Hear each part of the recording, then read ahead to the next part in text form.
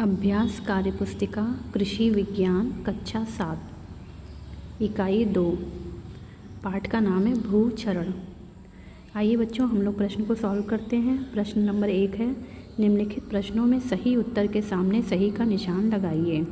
प्रश्न अ है, भूक्षरण से तात्पर्य है, तो इसका राइट आंसर हो जाएगा क। भूमि के कणों का अपने स्थान से हटना एवं दूसरे स्थान पर इकट्ठा होना।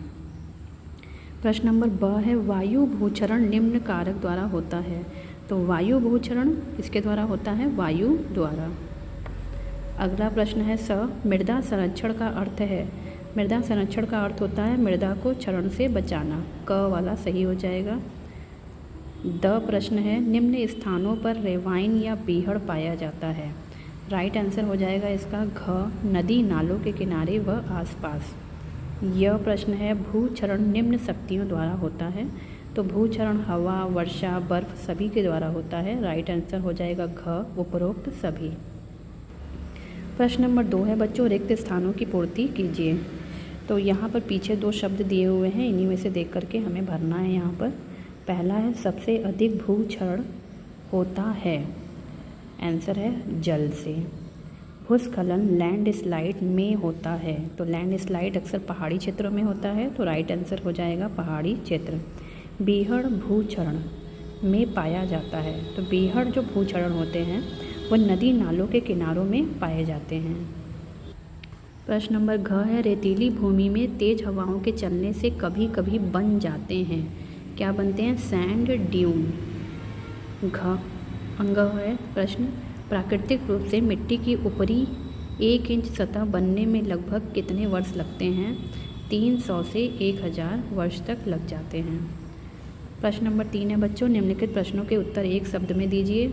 क, ढाल भूमि पर समुच्चय रेखा के समांतर फसल द्वारा वर्षा जल रोकने व मिट्टी के कटान को बचाने की विधि। राइट आंसर है ढाल के विपरीत खेती करना। प्रश्न नंबर ख, समतल खेत से पानी को बाहर जाने से रोकने की साधारण विधि मेड़बंदी। प्रश्न नंबर घ, अधिक ढालू भूमि पर ढाल के विपरीत सीढ़ी जैसी संरचना बनाकर खेती करने का नाम सीढ़ीदार खेती।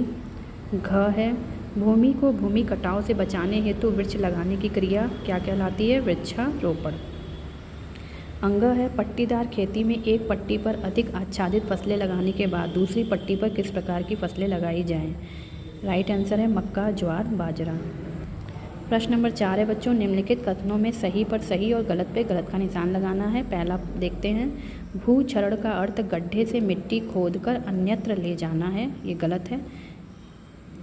ऊपरी परत से उपजाऊ मिट्टी बहने के कारण पोषक तत्व नष्ट नहीं होते हैं, गलत है। अगर उपजाऊ ऊपरी परत से मिट्टी बह जाए तो पोषक तत्व नष्ट हो जाते हैं। अनुमानतः 1 हेक्टेयर खेत से औसतन 50 किलोग्राम उपजाऊ मिट्टी प्रतिवर्ष बह जाती है, गलत। घास व वृक्ष का रोपण करने से भूक्षरण कम होता है, सही बात है, क्योंकि ये वृक्ष जो होते हैं वो मिट्टी के ऊपरी परत को पकड़ लेते हैं। वायु रोधी पट्टियाँ बनाने से मिट्टी का कटान बढ़ जाता है, गलत। प्रश्न नंबर 5 है, स्तंभ 1 से स्तंभ 2 में मिलान करना है। कम वर्षा, शुष्क जलवायु, तेज हवाएं, रेत के टीले, वन आवरण का अभाव, सैंड ड्यून। क को मिलाएंगे ज से, तेज हवाएं, रेत की आंधी, वायु भूक्षरण, वर्षा का अभाव, वायुरोधी पट्टी। ख है, मूंग, उड़द आदि की एक पट्टी, मक्का, ज्वार आदि की दूसरी पट्टी, कम आच्छादित, विरल व अधिक आच्छादित सघन फसलों की एकांतर बुवाई। इसे छ से मिलाएंगे, सीढ़ीदार खेती, कंटोर विधि से खेती, ढलान के विपरीत खेती और पानी रोकने का उपाय। ग है, रोक बांध बनाना, खेतों का समान रूप से समतलीकरण, मेड़बंदी करना। इसे मिलाएंगे, मैदानी क्षेत्र में पानी चरण रोकना, वृक्षारोपण करना, अधिक वर्षा होना, नम वातावरण। प्रश्न नंबर 6 में फिर से मिलान करना है। क को ख से मिलाना है, त्वरित क्षरण, यानी मनुष्य के द्वारा हस्तक्षेप से क्षरण हो रहा है। वायु क्षरण, मिट्टी के कणों का वायु द्वारा उड़ना। प्राकृतिक क्षरण, प्राकृतिक क्रियाओं द्वारा होने वाला क्षरण। जलीय क्षरण, इसे ब से मिलाएंगे, जल द्वारा मिट्टी के कणों का बहना। अवनालिका भूक्षरण, इसे द से मिलाएंगे, अल्पसरिता नालिका जुड़कर चौड़ी गहरी नाली का रूप लेना। प्रश्न नंबर 7 है, निम्न चित्रों में बेमेल चित्र को छांटिए। तो ये सभी खेती के चित्र दिए हुए हैं। अंतिम वाला जो चित्र है जल रोकने की विधि दिया हुआ है, तो यहाँ पर अंतिम वाला चित्र बेमेल हो जाएगा। तो इस भाग में बच्चों हम लोग प्रश्न नंबर 1 से 7 तक हल करेंगे। अगले भाग में हम लोग बाकी के प्रश्नों को हल करेंगे। Thanks for watching. Please like subscribe my channel.